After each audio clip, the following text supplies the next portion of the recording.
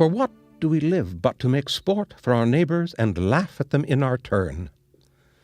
That sentiment was as true for immigrants coming to Western Canada as it was when Jane Austen wrote those words. Essential though neighbours were for both physical and emotional survival, you could not always choose your neighbours, or even know their motives in coming to a new land. Dear Sister, you wanted me to give you more letters about my early pioneering. I'm going to tell you how I came to Yorkton. I left Winnipeg in the spring of '83, thoroughly disgusted with my experience in business and City of Winnipeg life in particular. On the train, I talked to an oldish man about where he was going. He had no particular objectives, but he was going to take up a homestead if he found a suitable location. I showed him my pamphlet, and he was quite interested, and said if I didn't mind, he would go with me to York City and see the land. He said he was Captain Wrixon, and had been in the Balaclava Charge in the Crimean War. He had been in India with his regiment and had been bunged, as a great many Europeans are subject to sunstroke, and was very eccentric, to say the least. This I found out later. There was no settlement after you got 10 miles north of Whitewood, only a wagon track. There was a path cut through the bush on the south side of Qu'Appelle. The road followed a ravine through the bush that was passable by 2 wagons, but very rough.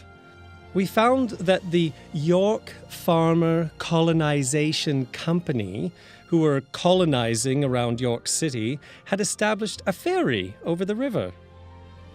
We set out bright and early the next morning. There was not much of a trail. Wrixon, about noon, insisted that this could not be the road and that we'd better return to the Qu'Appelle and find out, as we had no food with us. So I consented, although I believed we were on the right road. We got back in the afternoon. We also found we were on the right road. We started off again in the morning, and Wrixon persuaded me to leave my gun at the Qu'Appelle, as he said if we got lost, I might shoot him. We found York City consisted of 1 log shack. We got some bannocks to eat. They consisted of flour and water cooked on a tin stove. One could eat them half raw or any way at all. Hunger is a great sauce. Mr. William Meredith undertook us to show us around the next day. After examining several sections, we picked on the land I homesteaded. Half the section was clear prairie, and half had some bush on it. When it came to choose which half we would prefer, we tossed.